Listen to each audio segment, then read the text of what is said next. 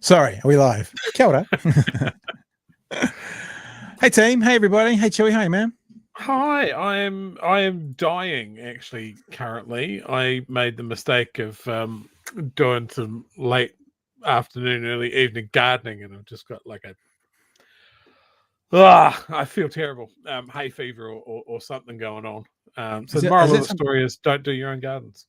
Yeah, well, actually, we've had some interactions, and look, I apologize. Well, I don't really apologize for not being here last night, guys, but because there was a small emergency, but I wasn't here last night. My partner had a slip at the gym, fell at the gym, and cracked her tailbone. She broke her bottom. Yeah, she broke her butt. Don't dress it up in your medical mumbo jumbo. Give it to me straight, doc. Is her bum broken? I think technically it's cracked. It's split right down the middle. Yeah, but it's that there's that one and there's the other cracks as well. So probably this time last night I was actually just getting home. And she said to me, "Oh, you could go and do it." And I'm like, "Yeah, I've done literally no. I don't know what we're talking about. What are you talking about? No. So yes, I was at A&E for a couple of hours last night, which is the reason we didn't have a show last night. So I apologize about that. But we're back and we're here. And what I was going to say to you, Chewy, is there was someone else in the A&E who had a bad form mountain biking. And I've come to the conclusion that exercise and doing anything healthy for you ultimately is going to harm you.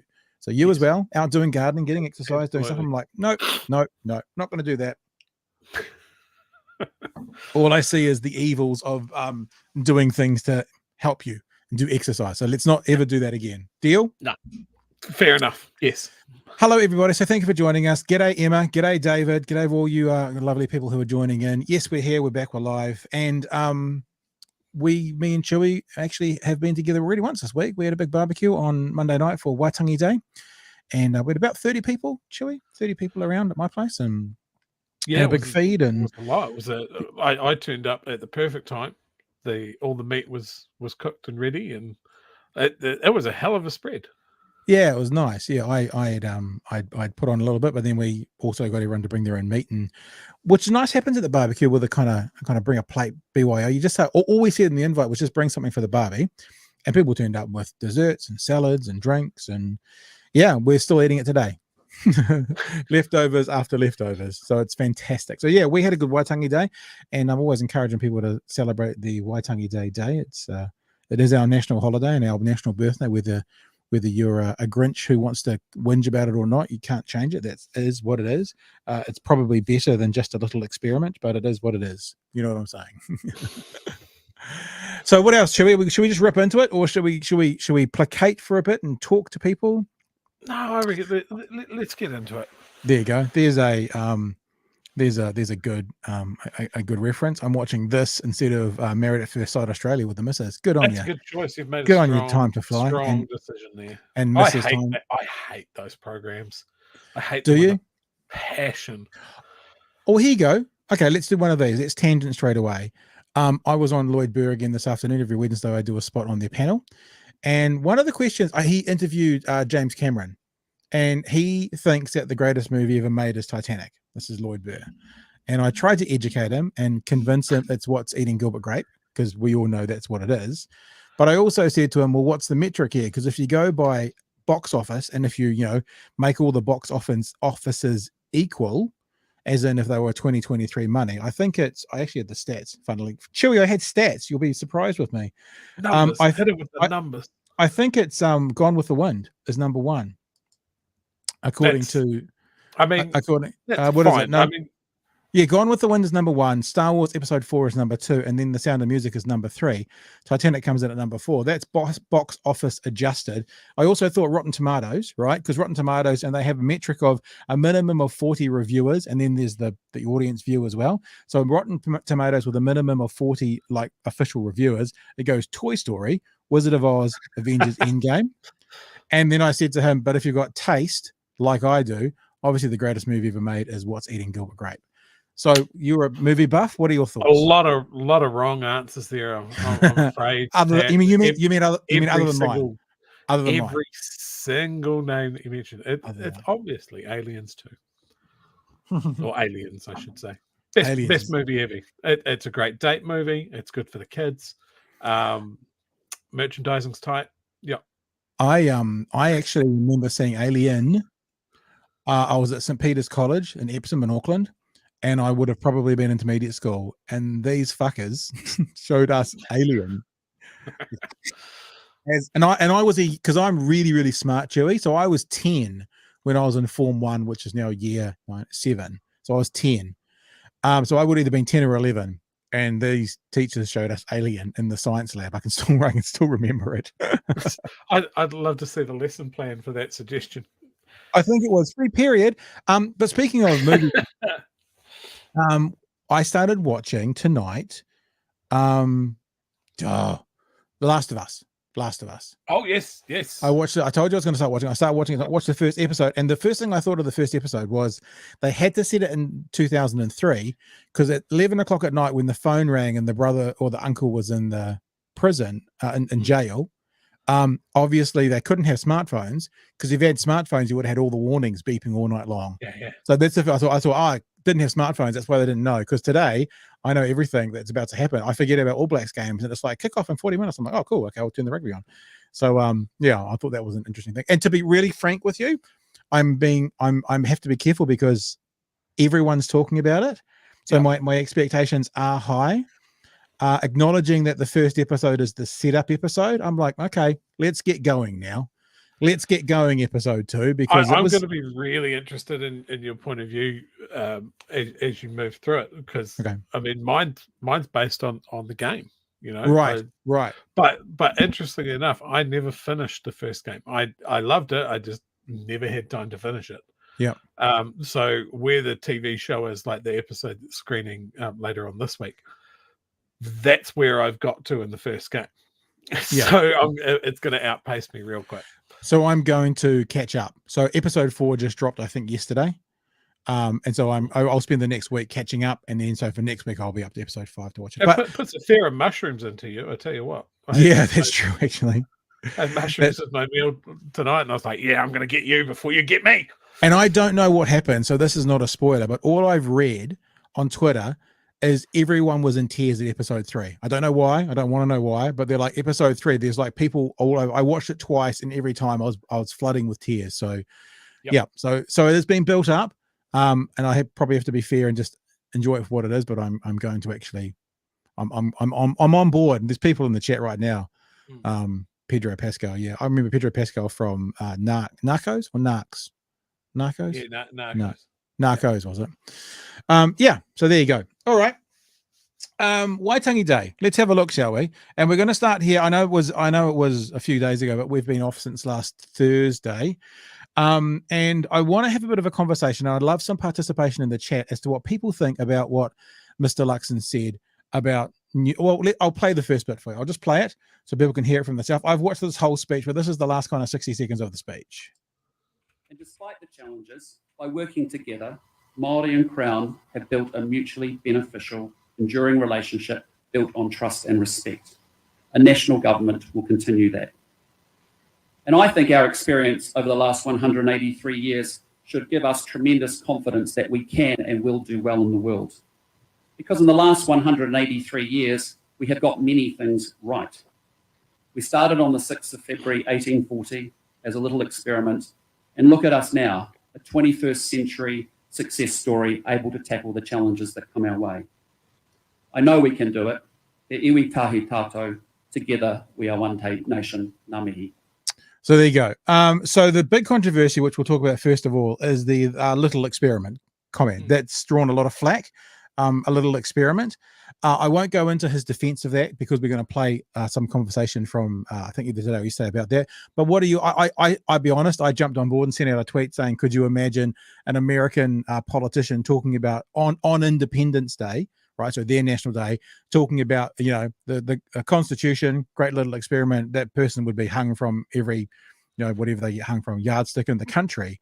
And saying that, when you watch the full 6 minutes, it doesn't feel as pointed as, if I'm being honest, perhaps my reactionary tweet made it sound, and others as well. But what are your thoughts, Joey? I wanted to jump on this with both boats, like real hard. And I kind of agree. My criticism of it is that it's a really poor choice of words. Yeah. Like it's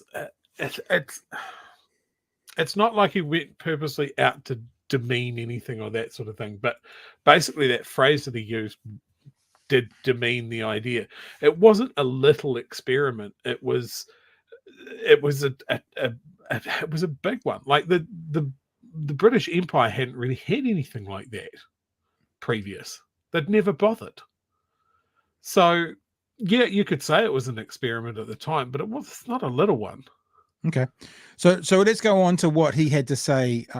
What's the date on this? It's the 7th, so it was yesterday. So he would have had this last night, but again, apologies for not being here.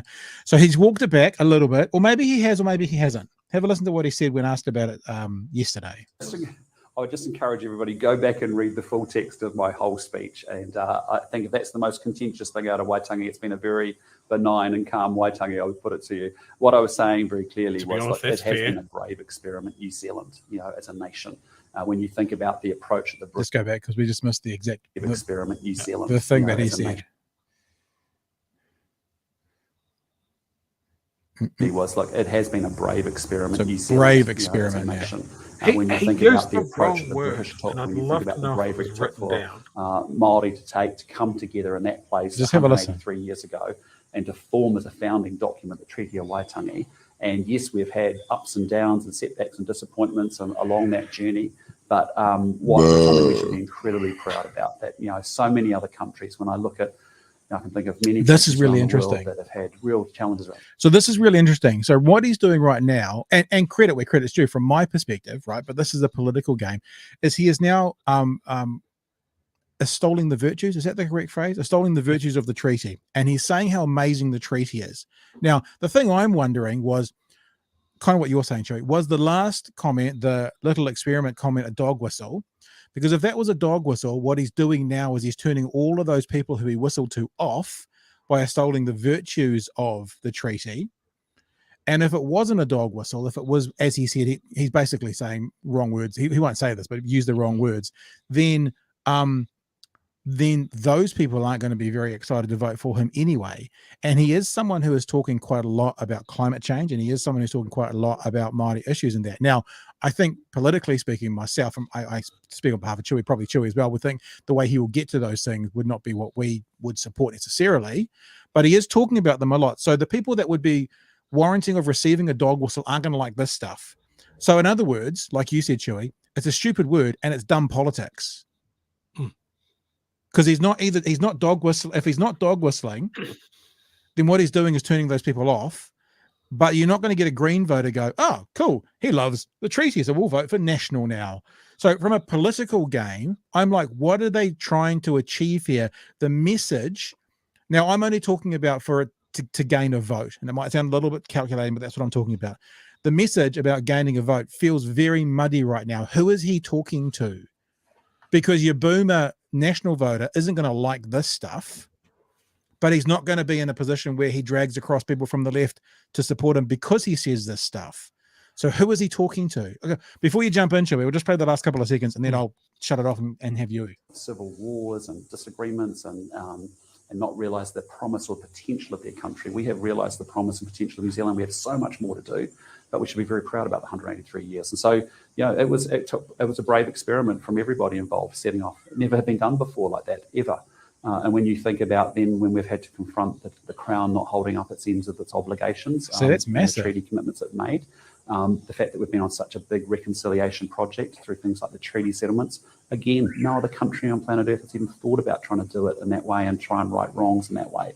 And so my message is very clear.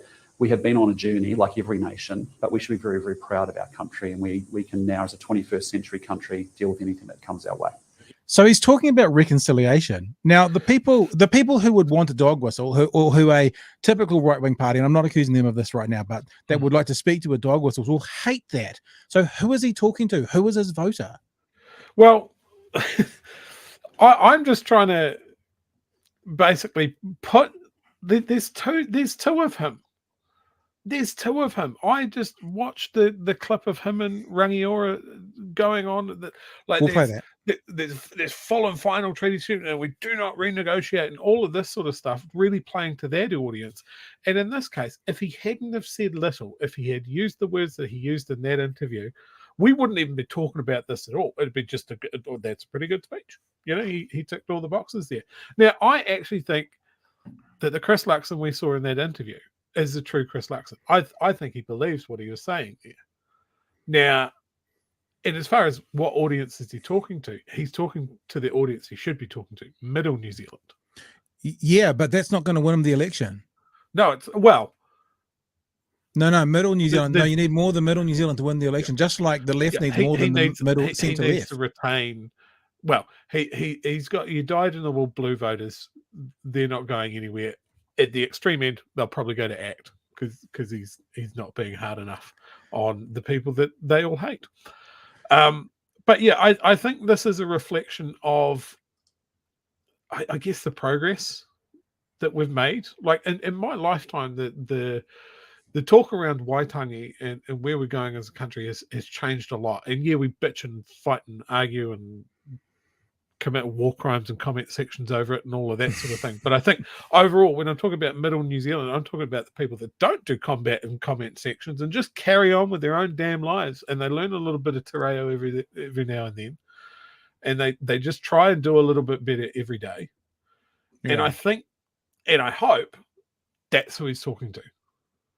Kim's obviously pointed out there'd be a speechwriter or advisor. I agree with that, but I think most people who have speechwriters, and look, we, friend of the shows, who have been former Prime Minister speechwriters, I would think, and I'm pretty sure we can check this, is that they would write a speech, but then the Prime Ministers or the leader would then go through it and edit and change, and because it still has to be from them, sort of thing. I'm happy to say I think he just, in the moment, he swapped out a word and he swapped out the wrong one. I think the fact that he said brave experiment in that interview, I think that was the original word personally. Oh, so you reckon on the day, because I can understand that he just flubbed the word. Like if we think about New Zealand and we're the proudest person of New Zealand and you're talking to someone, we've got a great little country, is it that kind of vibe more than, you don't want to, you're not being disrespectful. But I still think the point you're making, right? If it was a planned word and it didn't mean anything, it wasn't a dog whistle, which actually after watching the full 6 minutes, I'm happy to accept. Is again, and to be fair, people who watch this, to be fair, I get on and on and on about Labour being absolute shit house at messaging. Yeah. Like terrible. Then whoever has put this in his speech, whoever's decided those are the words, is shit house at reading the room and how that would be received. So let's be fair on both sides. Yeah. Because look, I was going to say to you as well, here's one thing that maybe I disagree with you on, or maybe we don't, maybe we're being splitting hairs, but you're talking about if they go further right, they can vote for ACT. There is a group at the moment, there are several groups at the moment, and they are really, and we're looking at the Stuff article right now, Christopher Luxon, hijacked by anti-vaxxers conspiracy. Good old Rangiora. Yeah, at a packed public meeting, there's this element as well. And look, I would say as someone who firmly places himself on the left, go for it, conspiracy theorists. Drag as many of those votes off to the fucking Freedom and Outdoor Party and Brian Tamaki's party and all that kind of stuff, just so they get 2 or 3% each to fuck it up so that the left has a better chance. So I'm like, I will door knock for fucking counter spin media stuff to get people to get 4.5% of the people to vote for these parties without question. Let's have a look at this. Deal with this cost of living crisis. When you talk to New Zealanders, probably 60% of New Zealanders are really struggling. It's a very diverse Whether audience. their mortgage rates are going up, whether their rents are going up, whether their food prices now are at record highs. We've got a major problem with inflation, and we have to get on top of it. And part of it, Would you vote for him? Oh, no, not now. No, the whole meeting was a complete waste of time as far as I'm concerned, because he wasn't even going to answer the questions people wanted to know.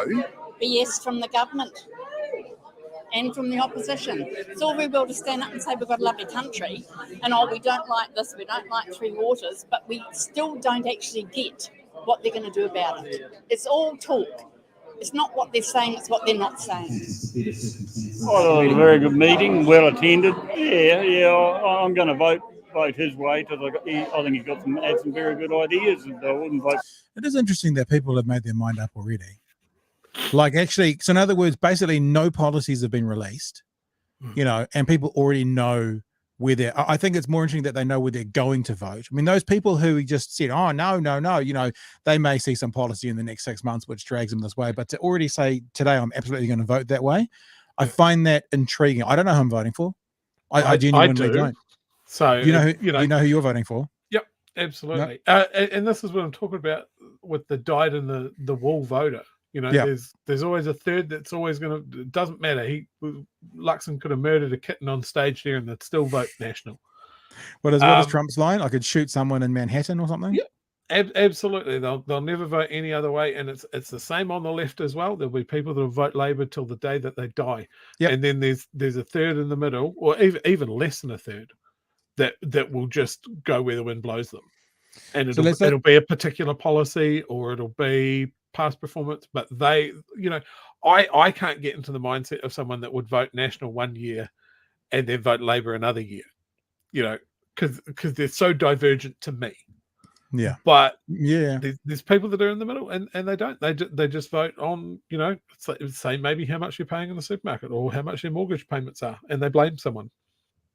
So let's have a look at the end of Tony Gardner. For the other one.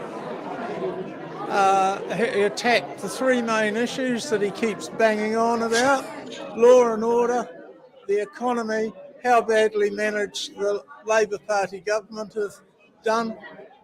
No positives as far as policy goes. Just goes over and over the same thing. That's really interesting. Thank you, stuff.co.nz. Because that does come down to what we've been saying for the past 6 months. It's like there is a point in time where they're going to have to start releasing policy, which is not yet.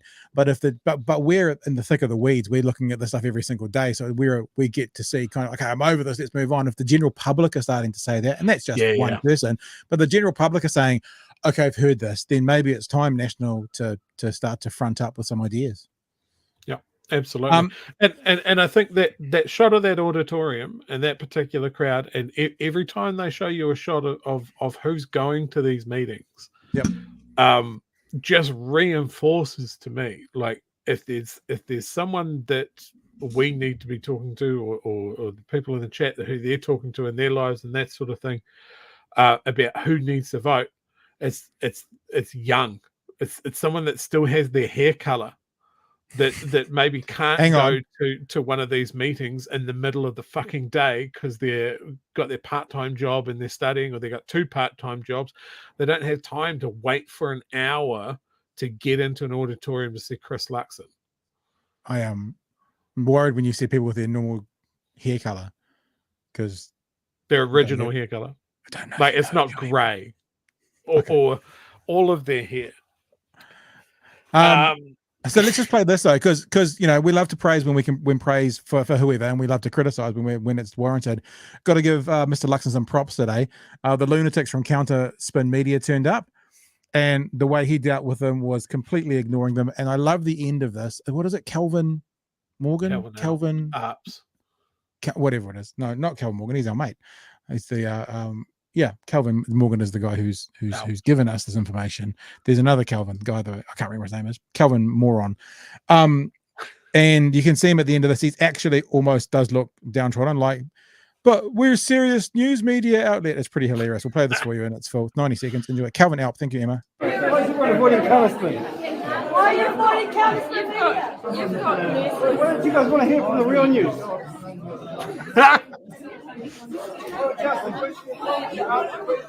On the real news.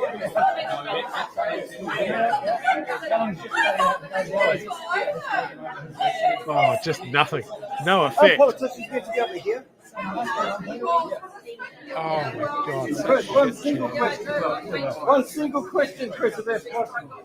Will you open up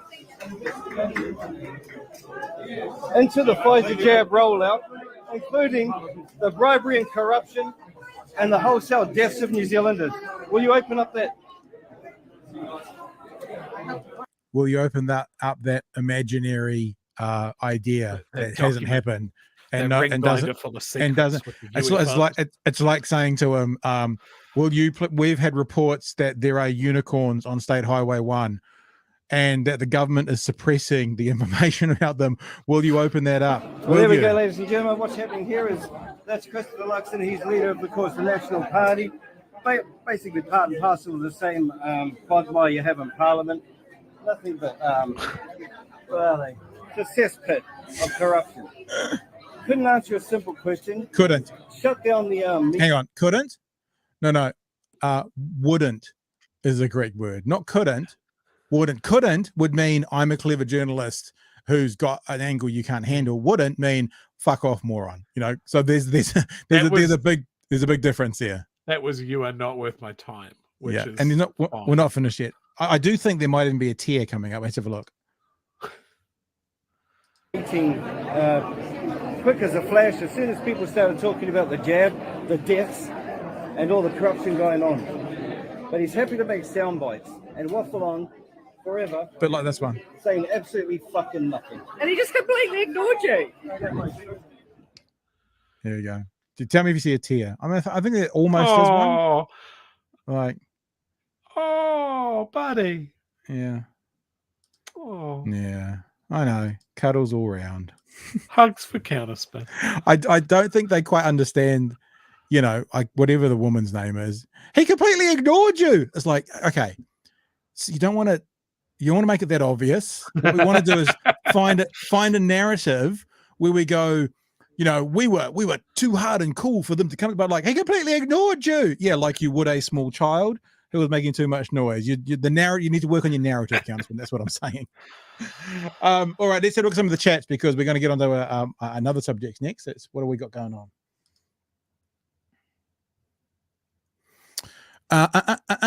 In the chatty chats, what does Mark say? Mark G says democracy in the US is often called the American experiment. Probably just copying that. Simon says that he thinks Christopher's forgetting the New Zealand land wars. Yeah, that's a good point. Yeah. I mean, he made a comment about civil war and like, oh, we never had one here. We absolutely did. Yeah. Peter King says, of course, politicians speak out both sides of their face. Scott says that it's not the first time he, being Mr. Luxon, had to backtrack. It's quite common. Emma says of that meeting, the rest home is out and about. Freesoul wants to make sure that they've made their decision. Labour all the way. And Carl says the reason Luxon doesn't publish policy now is that they want to wait until the 11th hour before releasing their punitive austerity policies, which will go down like a cup of cold sick. Yep. And that's thanks. It's right in the playbook. I can see it. Probably I got can it. see it happening. Really got him. Oh, we've got inflation. That means austerity. No, you idiots. Okay. So thank you for your comments and stuff on that. Look, I just think that it'll be interesting to track what's going through. Maybe, I mean, I guess there's two trains of thought here about the messages he's putting out and who he's trying to pitch to. You could say maybe they're being clever and he's trying to pitch to a wide base. So for the dog whistlers, he'll put some dog whistling stuff out. And for the more centrist middleists, he's speaking that more language. But I guess I used to work with a band who was involved with a church, right? I was sort of pseudo managing them, looking after them, helping them do bookings and that kind of stuff. And I said to them, guys, there's no wrong answer here, but all I would advise you to do is be the same everywhere. Because if you're not the same everywhere, then you're going to get caught out. If you try and put out this holier than thou sort of idea to one group of media and then try and be the cool, normal guys and this to another media, you'll get caught out. And then they ended up going to Channel Z and being with James Coleman. They got an interview in the Plush Lounge. And on their website, it was very, very kind of churchy, Christian-y language. And of course, they didn't want to talk about that then. But James had a printout of their website and asked them all the most uncomfortable questions you could because they weren't being the same everywhere. So not being the same everywhere, more often than not, would lead to problems in when someone wants to call you on it. So that's what I'm wondering about Mr. Luxon. Is it that he's purposefully not being the same, trying to speak to multiple audiences, or is it that I don't know, maybe he's just a really broad person and he does think all these things at different times? I'm not sure yet. Well, I mean, it goes back to that poll that came out the other week. Who do you trust? And that's because true. People don't know what the authentic Chris Luxon is, so they don't trust him because he'll chop and change. So why would you trust him? I think that's just the general vibe of it, rather than being anything like I don't trust him because he's left-handed. Although that would be a good reason. Those cat-handers.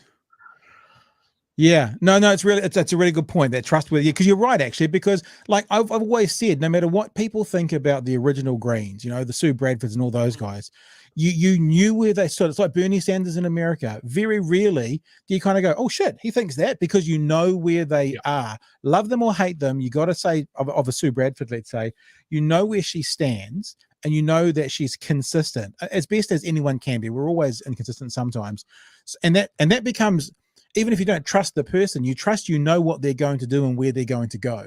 If you're different all over the place, there's an anxiety to that. Like, I don't know how this person's going to react. So maybe you're right. Maybe you've nailed that, Chewy.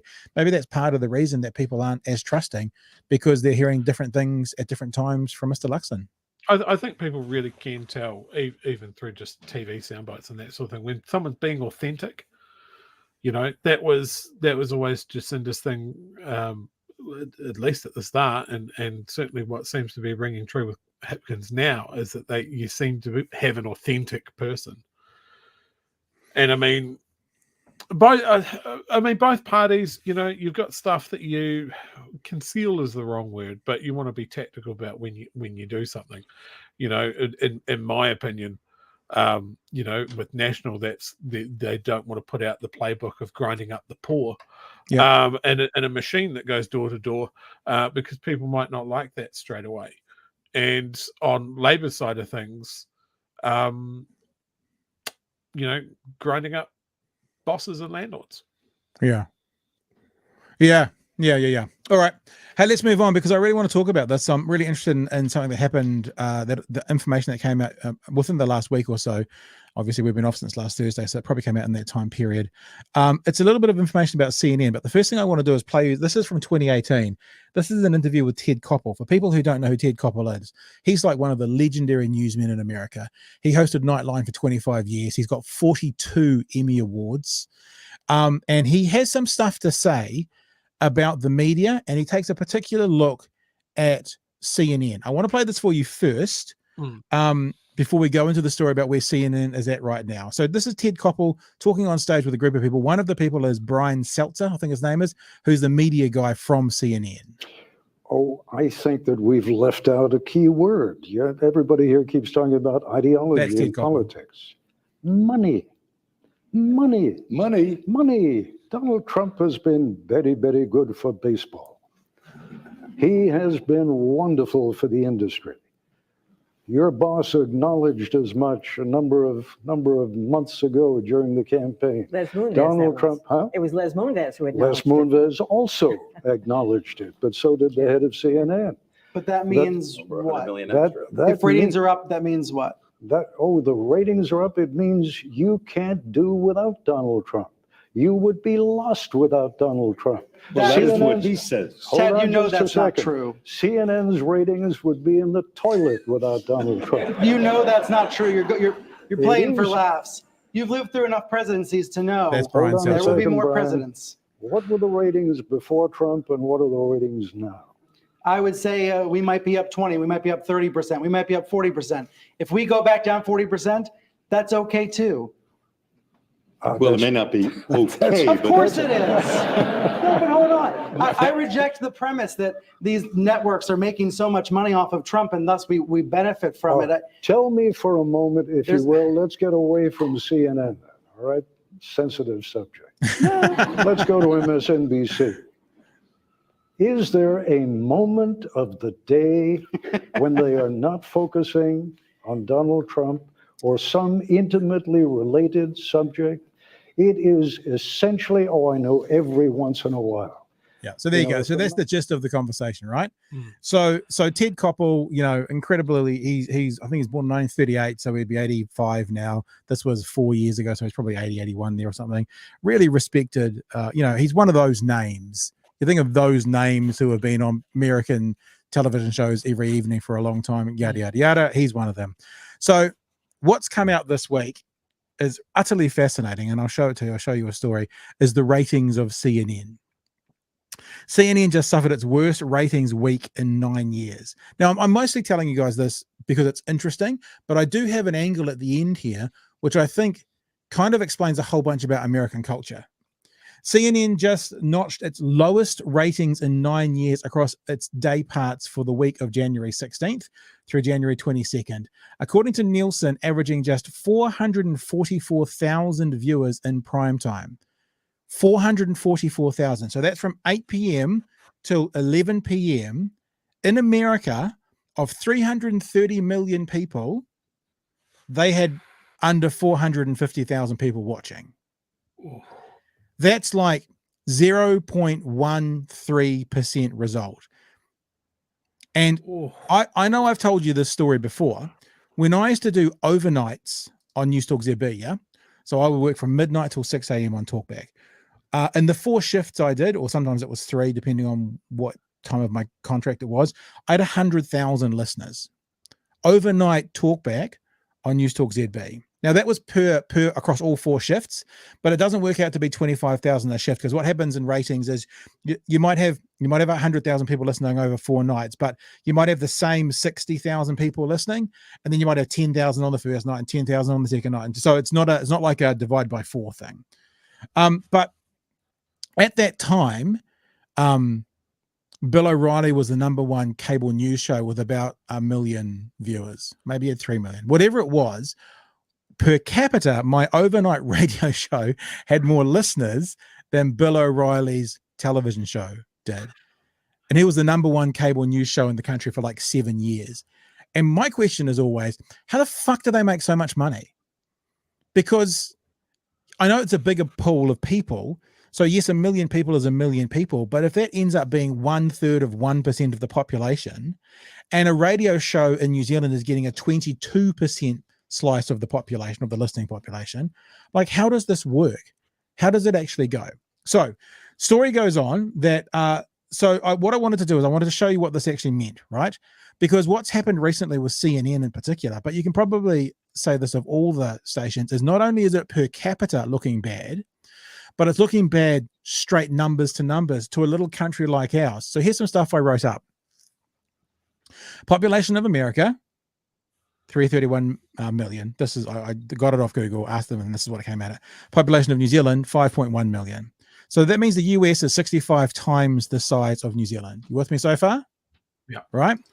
That means 441,000 viewers in prime time in America is the equivalent in New Zealand of 6,800 viewers. So divide that by 65 per capita, it's the equivalent of 6,800 viewers. That's how small CNN is.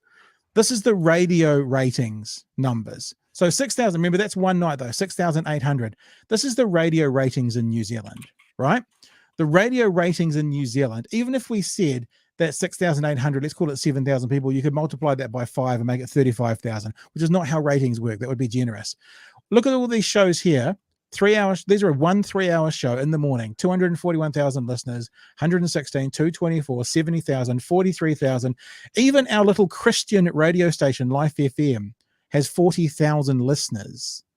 That's more per capita than CNN has prime time. It gets worse though. Now, it's very hard to find numbers for TVNZ, but I know there used to be a website called throng.co.nz that did them daily. And I remember the ratings were about 500,000 viewers for TVNZ. This is from 2020, so it's going to be, skewed because it was COVID and lockdown. But in 2020, which is the only one I could find, TVNZ News had 750,000 viewers. 750,000 viewers for TVNZ, if you work it out per capita, is the equivalent of 50 million viewers in the US. And CNN has 441 or 444,000. So Chewy, you might, well, here you go. You could, before I keep going, give me your thoughts on that. Well, hang on. Sorry. Sorry. One more thing, just to make it explicitly clear. So this is not, we don't even, for TVNZ, the reason I wanted to use them, it's not even per capita. So TVNZ has more viewers in New Zealand, 1 for 1, that fucking CNN does prime time in America. TVNZ is a 1 hour show. Prime time is a 3 hours. It's 8 p.m. till 11 p.m. So 1 for 1, TVNZ 1 News has more viewers than CNN primetime in America does. Per capita, bloody cheapy FM down the road has more. But 1 for 1, TVNZ is close to, I don't know, was that 50% more? Based on those numbers from 2020 at least? Sorry, now that I've been explicit, off you go. Well, I think when we talk about American news channels and that sort of thing, it's sort of similar to what we see here with our radio stations, really.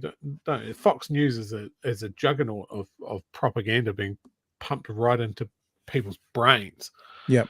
And everybody seems to be sort of scrambling around to try and emulate that for the audience, for their advertisers, for their shareholders, that sort of thing.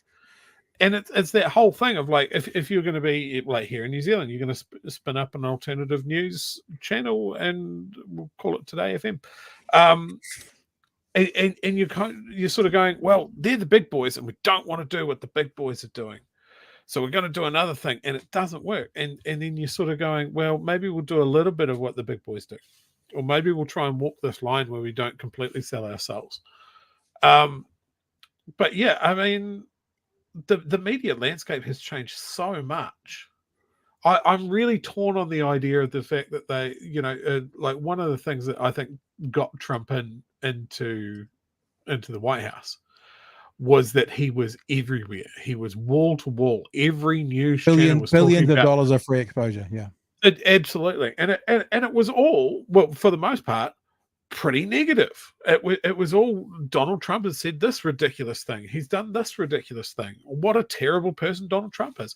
But Donald Trump was everywhere. And it's like the one thing from my time in radio advertising is that the thing that works is repetition.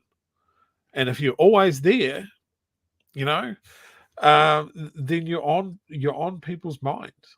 Yeah. So if you're a news channel, you can't be the only one that's not talking about Donald Trump.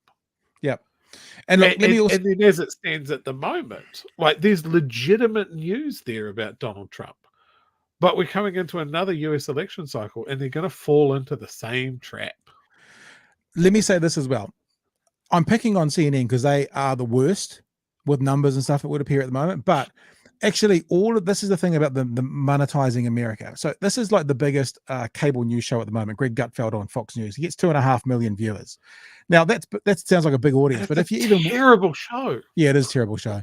But even if it is a big show, if you work it out per capita, sorry to be blunt with that, it's under 40,000, the equivalent of 40,000 people in New Zealand. I just showed you all those radio shows with over 150, 200,000 listeners. So even though that's a big number, I'm not taking away from that. And even though that it's dwarfing CNN, and we're talking about CNN tonight, this is also indicative of the cable news network. And this is where I want to go. Why is that, Chewy? Why is it that these channels with a very small percentage and very small margins can actually make so many people so rich? Bill O'Reilly's worth $100 million, right?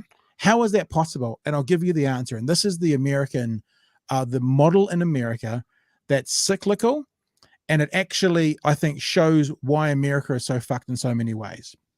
Here are some of the top advertisers on cable news.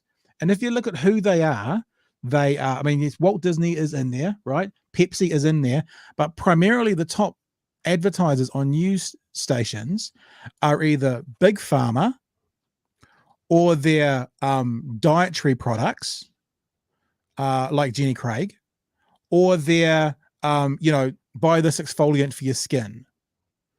They're the place, or their insurance companies, right? I think the second one here, I think Brockville or whatever it's called, Brockville is an insurance company.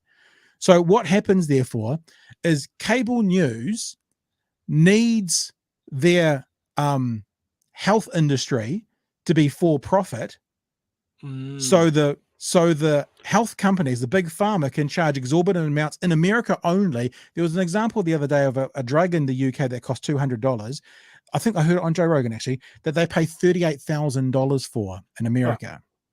And so the cable news companies need big pharma to have a private medical insurance industry, so they can charge whatever they want for their drugs, so they can make whatever trillions of dollars of profits, so they can pay the advertising on the cable news company to make the cable news companies rich. So in other words, things like the litigious nature of America, that's why you need insurance, the big pharma industry in America and the privatized healthcare, so the healthcare providers can charge as much as they want and pay for advertising. And then the whole kind of, you got to look a certain way and be a certain way and diet a certain way and, have the right shampoo and all that kind of stuff to look a certain way. Industry in America is propping up the cable news industry. And the cable news industry has to further their interests, so then they can get the money back, and it becomes cyclical. You could draw a bow here and say the cable news industry in America has a direct, maybe not responsibility, but a direct benefit from the privatizing of healthcare, because who the fuck is going to pay any money for a 0.13% market share to spend advertising dollars, especially if you're in $1 million studio and you're paying your hosts hundreds of thousands of dollars to be here? It's a lot of money they need. They need the health companies to make the profits, to pay the advertising, to continue on this sham that they've got for making money off 0.13% of a market share. Just comes back to the same thing you always come back to with America, is that the whole thing is a Jenga tower, and it's made up of completely compromised and broken systems that started with a good idea, and you can't now take out any of the things because they're all leaning on each other. And whenever we talk about American cable news shows and stuff like that, I just come back to, I'm sure you would have seen it. You would have watched the Newsroom. Yeah, oh, totally. Yeah. Isn't that just the first episode? That was what you think? Oh, yeah. But the whole show is built around a love of the news and integrity and broadcasting and all of that sort of stuff. And it's fictional. Yeah. And it makes me sad that it's fictional. Something that Kim's also said, and Kim, I was going to mention this, but you'll get there first. I was listening to Breaking Points on Joe Rogan. They were talking about the cable bundle, i.e. getting news as a part of a package that includes sports, etc., i.e. people will not necessarily buy it for the news. Correct. And that's what happens with a lot of these news companies. And some of those kind of alt-right, far-right ones now are all failing because they were in bundles. And now the companies, Cable Price Warner, those sorts of guys have taken them out. And so they don't get their funding. So CNN will get a big fat check. And what CNN's got going for it is it's the hotel's news channel. So CNN is failing. What I don't know is what the numbers are around the world. I mean, I watch CNN in New Zealand because I get American news from it, no matter what their numbers are. And I suspect CNN is probably the biggest news channel in the world, but obviously it's shithouse in America. And that's actually okay. If that was their model, that would be okay. But I think they try and put across a model like they're America's newsroom and America's news leader as well. And they're obviously and simply not. Now, maybe they're the world's best place or the world's first place for American news. That's fine. That's a model. But when it comes to American dollars and American advertisers, it's shocking. The numbers: 444,000 people in prime time, the busiest, most lucrative time. TVNZ here gets between 500,000 and 750,000 in 1 hour. It's maybe a small tangent, but do you know who I thought was the best coverage of the last American elections? Who? Al Jazeera. Oh yeah. their reporting was solid, and I was flicking through channels and trying to get different. The American news programs were just no. BBC was off the boil. Al Jazeera was knocking it out of the park. Right. Speaking of knocking it out of the park, let's go have a chat with Chippy, shall we? Should we have a chat with Chippy?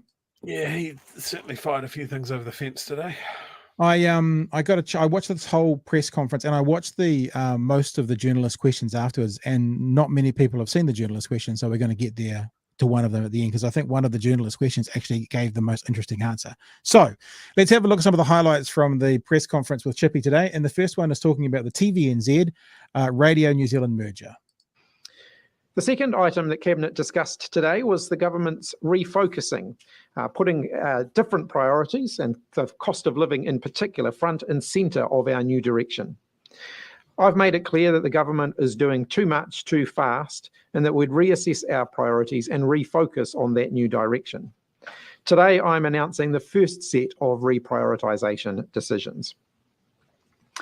Work on the merger of Radio New Zealand and Television New Zealand will stop. There's a clear need for further support for public media, but it needs to be at a lower cost and without the need for significant structural change. Radio New Zealand will be provided with additional funding to secure its financial stability and to strengthen its role in public media. New Zealand On Air will also receive additional funding to support public media.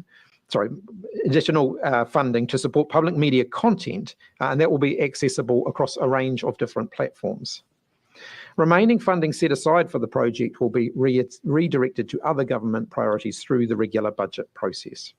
There you go. Number one, gone by lunchtime.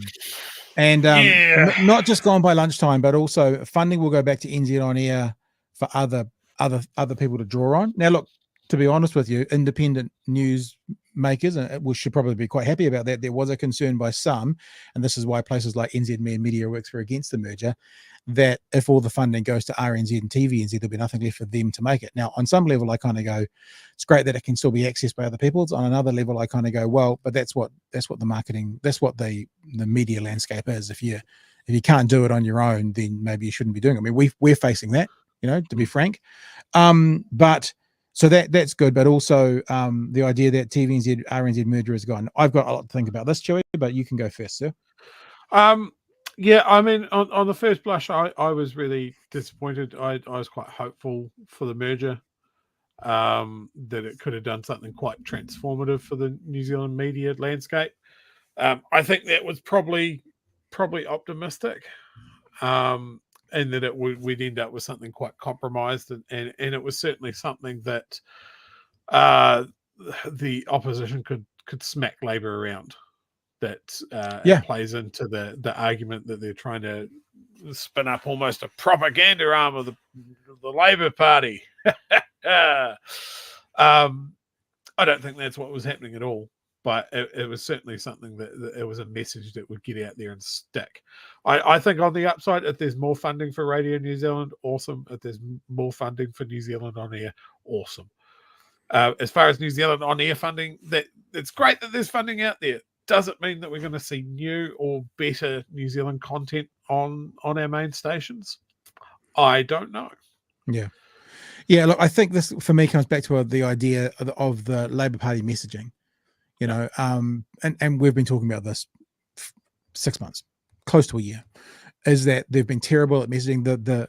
In this current term, the Labour government was very, very good at messaging when COVID first came to New Zealand. Like, they were on point. That whole kind of first year, that was world class.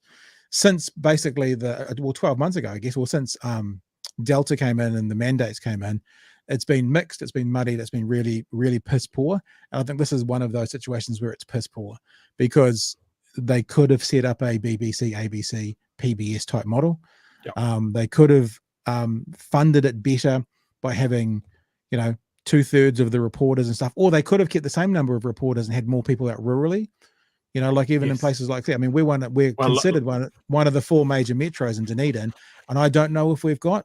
Well, we do have an RNZ studio, but I don't know if we've got many people manning it. You could keep the same number of reporters and put people back out in the regions, so that could have been done in a way that you don't now need twice the number of reporters in Auckland. So you offer them, oh, well, Central Otago needs one, Taranaki needs a new one, Kapiti Coast needs a new one, Northland needs a new one. And you could have offered a chance for there to be even better coverage by doing this sort of thing. So I think it's an unfortunate situation. And the biggest thing, and it comes back to this conversation that we had earlier about, playing politics and messaging, is Luxon wins. This is a win for Luxon, because even if people think this is the right decision, Luxon and National Party are gonna use this for the foreseeable future. About, we're very happy that they followed our advice. We're very happy that the government, that's what's going to come, and they're also going to use it as a way to point to the government, saying they have no idea. And that's been Luxon's phrase for the last couple of months. They don't know what they're doing. They have no idea, and now he'll just go, see, they have no idea. So look, it's not the reason to either not pull it back or pull it back. I'm just saying that the reality is the right will dine off any of these pullbacks for a long time, and they'll use it as evidence, whether it is or isn't. They'll use it as evidence for, we're right, you're wrong. They don't know what they're doing, we do. You should get them out and put us in. So I don't know if this is going to be helpful overall or not. Yeah, look, I seem to remember, and I forget which channel had which, but when we had that stabbing here in town at the Dunedin Countdown, that one channel had a reporter on site, countdown in the background of his live shot, and the other one was a live piece to camera from Christchurch. I can tell you what happened there. They had one reporter for the South Island. I actually, to be fair, I know what happened there. I think the person from Christchurch had just been hired by Dunedin, and it literally happened in the crossover period. Right, I think that's what the case was. But needless to say, you would hope that let's think about it. Auckland, Hamilton, New Plymouth, Palmerston North, Tauranga, probably Gisborne, Wellington, Nelson, Christchurch, Dunedin, Invercargill, maybe Queenstown, should all have centres, should all be at least manned with one or two reporters for a public broadcaster to be able to cover the country. At least those places, if not more, and they're currently not. So whether they were here or not here or whatever, but that's what the merger could have done if they had chosen to keep the same number of people, is then fanned them out. Said, who wants to live in Central Otago? Yeah, we will. Me and my wife will. That kind of thing they could have done. But it's gone now. And the biggest thing about it is, I said this afternoon on Today FM, it's like, this government could have been transformative. They have had the opportunity. It actually makes me quite mad. I'm actually quite mad about it, because they were gifted an opportunity with a majority that they will never see again, that no other party will ever probably see again. They could have been transformative and done whatever they wanted, and they fucked around and they fucked up the message, and they've ended up looking like they don't know what they're doing, and there's a very good chance they're going to get kicked out because of it. I mean, this could have been the most important term of this century had these fuckers handled it correctly. Yeah, it would have been amazing to see them get it done. I think what we're seeing here is probably a really brutal accounting of what is National going to smack us around with over the next 8 months. And can we just dump it? Can we just get rid of it? We'll take the short-term pain, so they're not weaponizing this against us in the coming months. And maybe this is what you were talking about previous, as the Labour is the workers' party. Let's just focus on workers' stuff. As an aside, I talked about that today on Today. Is actually, as an aside, I didn't use any of that foul language on Today FM, just in case you're wondering.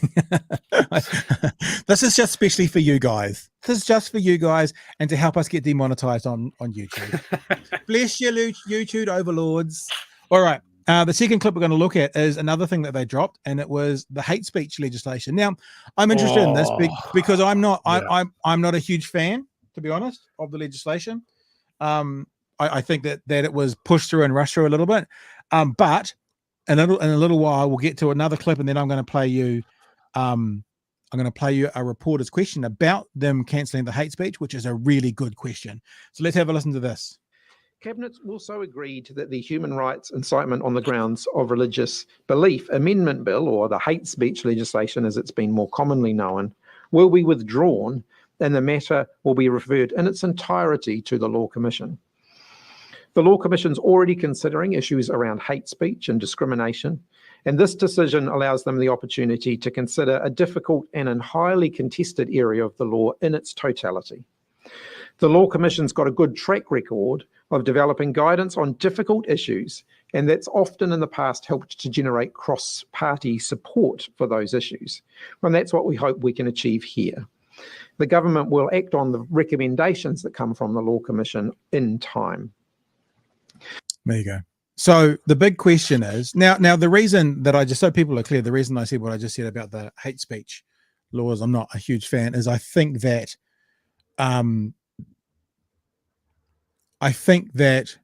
we, in general, we don't need to have this debate. I'd love to have this debate one night. Maybe we'll get some people on, Chewy. We don't really, it feels to me like people want the right to not be offended. That's what it feels like the hate speech laws on some level is trying to cover. And we don't have that right to not be offended. Now, I know that there are situations and very real reasons to have hate speech laws. I agree with that, but it's about the incitement of violence to me. That's the yardstick, and the yardstick's being lowered more and more and more and more. And I think the legislation that they wrote could have, and when I say could have, legislation needs to be precise. So if I can say could have, that means it's not precise enough yet, but could have led to other circumstances where people were found guilty of various hate speech laws, which weren't, for example, inciting violence, which for me is where I would draw my line. Incitement of violence. Chewy. Yeah, so this one was a real ouchie for me. I'm real torn on it. There is absolutely a need for this hate speech legislation. I don't think it was there yet. I mean, they focused on religion, and I can understand why they started there, but it ignored the other segment of our population that is heavily affected by hate speech. Like, I mean, if you talk about hate speech, it should be religion, race, sexual orientation, gender identity. I think are the big ones where it's really, really nasty out there. And yet, how do you cover all of those bases, as you said, in a way that is precise, in a way that is legal, and like if you go after someone for it, you are successful in that attempt. Yeah, I think the word precise. That's where a lot of people sort of lose it when it comes to law. Is you have to get them 100% in the net and on the deck. Yeah, you know, any wriggle room, they're gone. Yeah. Precise is the word I'll come back to. It needs to be precise. And also I think we're in a situation at the moment in society where we are working things out when it comes to things like gender identity and language, and to draft legislation to include things like that when the society is still in flux around what that all means is to me could be problematic. Like, I think that there's still conversations going on where we haven't decided, we being society, haven't decided what a bunch of that stuff is yet. I completely agree about protecting people from, hateful rhetoric and that kind of stuff that could lead to violence. I mean, it depends what you're talking about though as well, because, people being abused on Twitter and stuff, people being yelled at in the street. I mean, I'm not saying it's the same, but fat people get that as well. It's not hate speech. People doing or saying something that could lead to a violent act is. So it depends where the line is, and the line for me in that legislation wasn't precise enough, and so I was concerned about it. Not for me personally. I don't imagine I'm ever going to get done for anything, but I think that when you come to legislations that are new and potentially so punitive, precision is essential, and there wasn't the precision in that to make me comfortable with that bill yet. Maybe it will come, but yet. Here's my other problem with this going away now is it has given oxygen to some of this country's most cretinous people. Yeah, that's true. They will take it as a win, and every time they get a win, they go on the offensive. Yeah, that's true. And those vulnerable communities out there are going to have a real tough time, an even tougher time of things in the months to come. That's true. And look, and to speak to that, Chippy said in this press conference, I'm paraphrasing, but I did write it down, so I'm probably pretty close. He was talking to one of the reporters about one of the questions they asked, and he was talking about these are good ideas and they are worth pursuing, but not now. And that also smacks of someone who's never going to do anything. Yeah. You know, it's like the argument in America about banning guns. Oh, now's not the time to have the conversation. Not now, after all these kids have been murdered in a primary school. We don't have the conversation now. It's not the right time. It's like, well, then you never have it. So good ideas worth pursuing, but not now, to me is another way of maybe not saying, but maybe getting, we'll never pursue them. So that's the flip side of this as well. So here's the third one, right? And this is about Three Waters. They didn't cancel Three Waters, but I think that maybe more David Seymour will see this as a bit of a win. What do they call it? They called it refocusing Three Waters. Finally, the Cabinet considered the Three Waters program. As I've previously noted, the need for reform is unquestionable. Of The events course. in Auckland have once again demonstrated the limits of our existing infrastructure and the need for Hang on. change. The needs are unquestionable, but we're just going to question it. That's actually basically what he says. The needs are unquestionable. The reason for change is unquestionable. The need for change is unquestionable. Yeah, but, you know, because like, you know, National and ACT and, you know, the groundswell people have put a few things out there. It's unquestionable, but, you know, we're going to question it. That's what we commit to do. It's fucking ridiculous. But careful consideration of those reforms is required. Cabinet has asked the new Minister for Local Government to report back on options for refocusing the reforms. And that'll mean seeking further feedback from local government and from Māori. Now, they want to have further feedback from local government and from Māori. Māori have been giving feedback on this for 2 years. What do they think they're going to discover now by doing another round of feedback? What do they think they're going to discover from local government about doing another round of feedback? This is just kowtowing, in my opinion. This is just going, oh my God, this is not going to work well in the polls. We better do something. And they're going to say, this is unquestionable. Let's question it. We've already consulted these people, but we're going to consult these people. It's infuriating. Yeah, the do something here, as you said, we've got to do something, is communicate this better. The way that they've been communicating it has not been working. That's the thing that's wrong. And my fear is that in this refocusing, they'll go, okay, so why can't we get this off over the line? People don't like Māori involved. All right, well, we'll get rid of them. Yeah, but they're going to look for local, but they're feeding back. They're looking for feedback from Māori. So Māori are going to go, what? They're expecting Māori to go, oh, that co-governance thing. No, we don't want that. You just take that off us. That's fine. What are they expecting? This has got 30 seconds to go. We know that the status quo isn't viable. We need to find a new way of funding the billions required for infrastructure upgrades without the huge increases in household rates bills that were projected without further action being undertaken. So there's this legislation, Chris, called Three Waters that does all of that. It doesn't put more onto rates and it looks after the infrastructure. Have you read it? Because you could do that.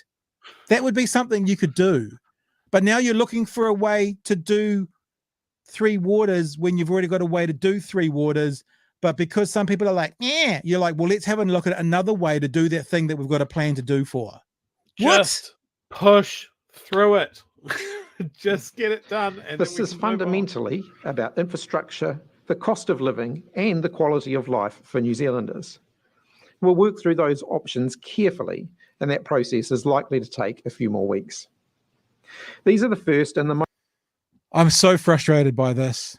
Like, he's literally just said the need for change is unquestionable. We're going to question it. Yeah. We need to find a way to not to put this on ratepayers. We need to find a way to fund billions of dollars, which they have in a plan called Three Waters, but we're now just going to relook at it all.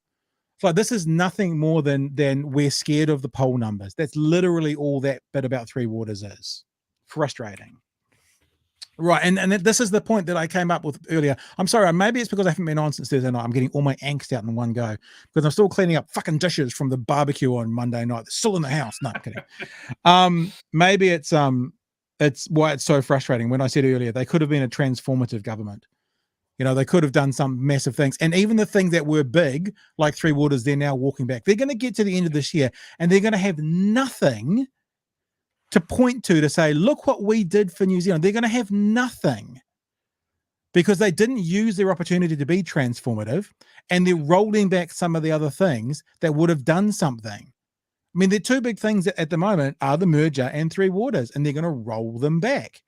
So what are they going to say on election day? How are they going to say, we are so much different than any other government that's come before that you should let us stay on and continue? Continue what?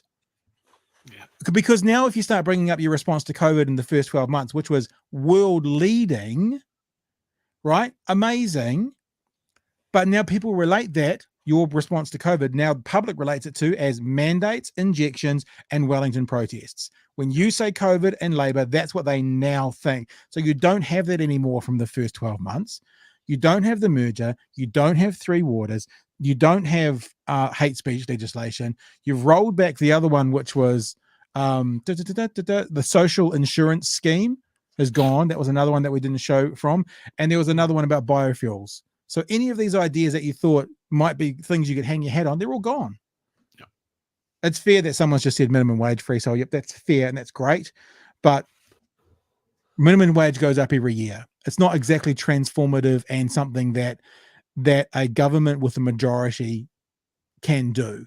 No, and it's something that Labour has consistently been doing while they've been in as well. Well, transformative means something that no other party will or can do. That's what I'm talking about. These guys had the chance to do something that no other party could or would do because they had a majority. They needed no one. Yeah. Why the fuck is cannabis not being decriminalized under these guys? Yeah. You know, like they could have done something. They've done nothing. Not to echo Mr. Luxon, they actually have done lots of things, but they've done nothing. Like they haven't used. It's like if you've got the biggest forward pack in the world and you're playing rugby, and you don't utilize that forward pack to smash the other team, then you're missing out on a opportunity that's put in front of you. They've missed out on an opportunity to do something generational this term, and it frustrates me. I mean, in fairness, I think they have done some things that are generational.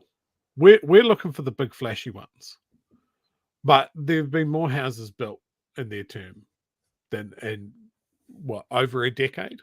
Yeah, they've made big changes to. I see someone in the chat just mentioned it. You know, New Zealand history in schools. I think that is something that is going to make a huge difference to this country going forward. It's a weird one though because it has undeniable reason for doing it, but it's not a big flashy one. I think they absolutely fumbled the ball on the cannabis law reform. You're 100% right. But I think over the next couple of months, they have to be singing their wins from the rooftops. Yeah. And billboards. Every billboard they have should have just like, this is what we've done. Bruh, bruh, bruh, bruh, bruh, bruh, bruh. This is what National's going to cancel. Bruh, bruh, bruh, bruh, bruh. Just everywhere. Yeah. They should be absolutely hammering National on the fact that all they have is opposition. They don't have a brave new vision. They don't have this, that, and the other thing. And we do. And I mean, that should have been the whole thing about Three Waters. You know, that's a message of we don't want your rates to go up. This is a better way to do it. Brave new future. You know, everybody likes clean water. Let's go. But is this a failing of whoever's doing their advertising or their focus? Yeah, they need better marketers.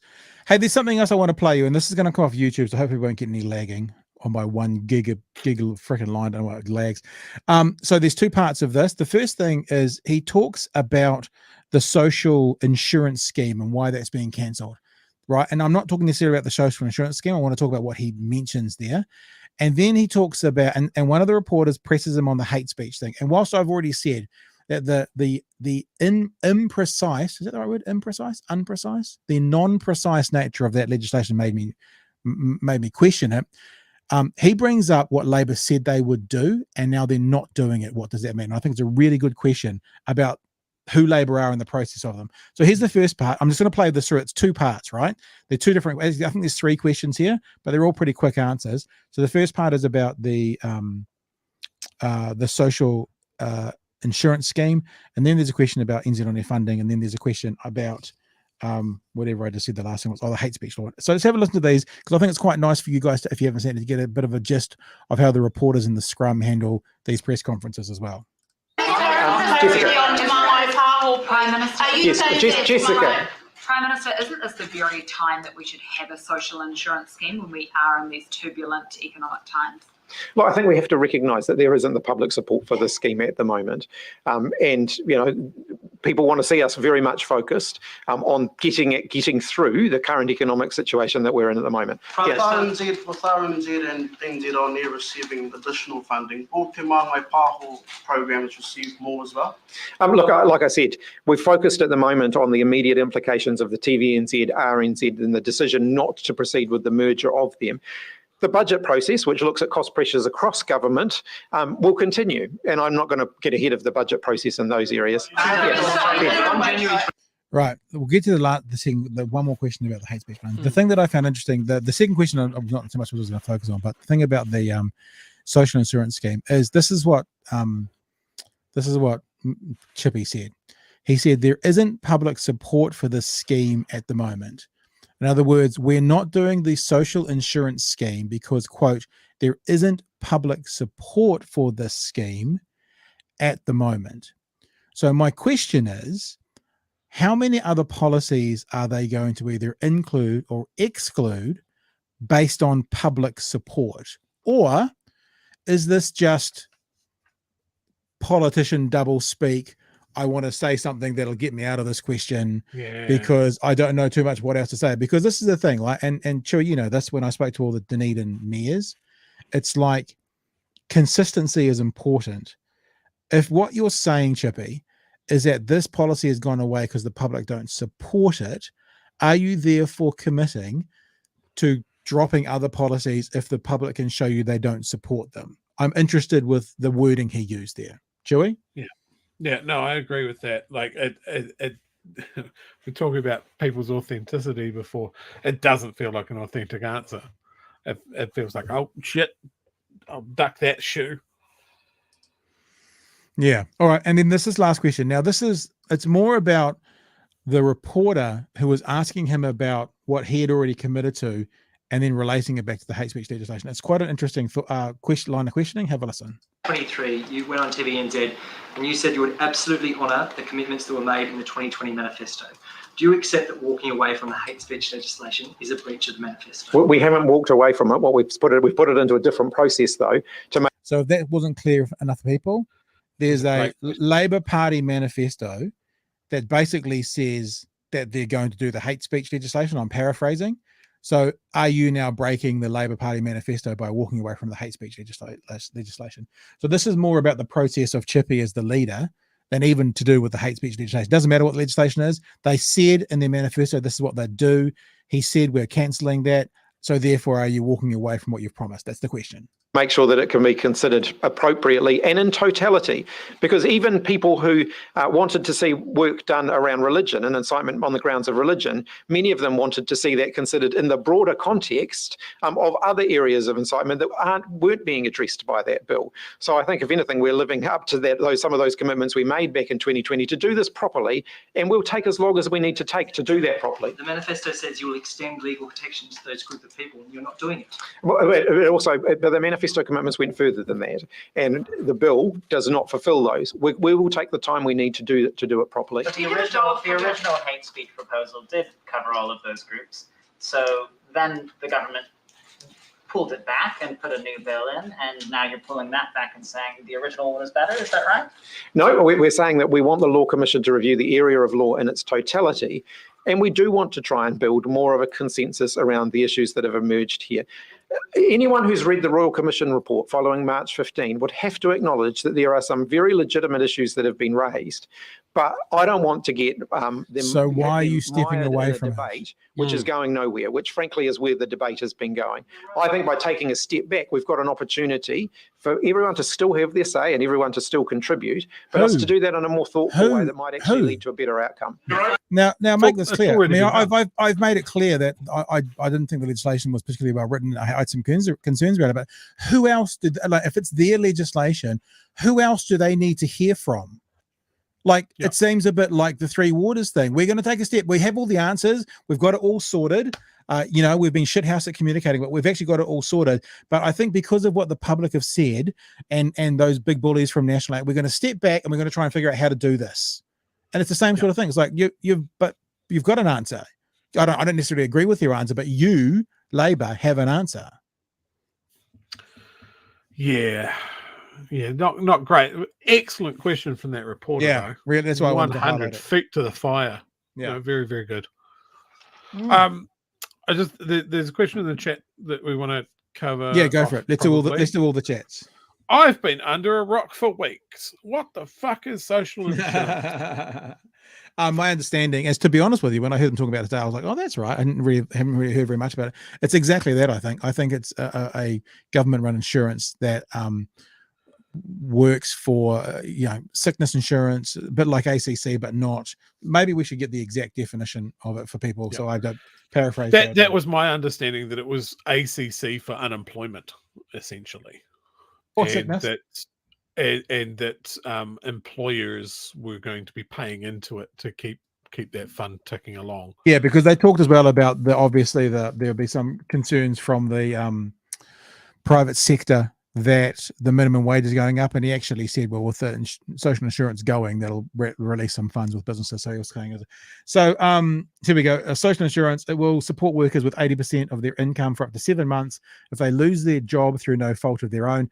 Under the proposed scheme, people will have the time and financial security to find a good job that matches their skills, needs, and aspirations, or retrain for a new career. So it's, not to play it down. Good. It's the dole. It's the dole. But it's 80% of your wage. Yes. So it's basically it's income insurance. What an amazing time to get it through when the country is pretty much in full employment. Yeah. Well, and we're not gonna get it now. It's not gonna happen. All right. It's like an hour and 20 in. So let's get to those chats, and then we can get the fuck out of here. There's so many chats. Are there? Well, you can go. We got time. We don't have to rush off. Okay. Carl, this is Chippy jettisoning attack lines from the opposition. Try and funnel the attacks into something that they can talk rhetorically without having to fight battles on all fronts. Still disappointing. Yeah, absolutely. Gareth here says maybe that's the problem. They thought they had to try and do everything with the majority and ended up not doing half of it. Yep, I know that feeling. I just not to say it again, but I had this conversation with the prospective mayors, and all of them use that ridiculous trope. Well, it depends what the ratepayers want. And I went, okay, so I think you should ask the ratepayers if they want to halve their rates, because I guarantee you'll get a majority of people saying we're going to halve the rates, and they want that. If they said that, like if I started a poll and I made it a scientific poll and it said that 80% of Dunedinites want to halve their rates, are you going to do that? Because of course they're not. So it's just bullshit talking about, what did Chippy say?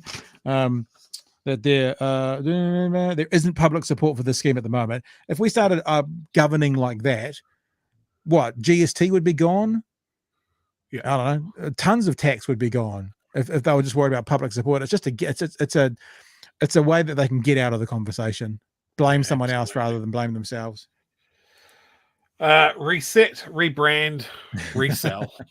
Nice. Absolutely. This is just a repackaging for the election, and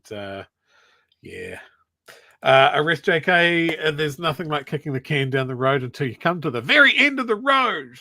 Yeah. Well, that's coming. And the problem with the anti-Three Waters crowd is that they've managed their message far better than the government. 100%. 100%. Carl here echoes us a little bit here. It annoys me that they're burning political capital, reframing Three Waters.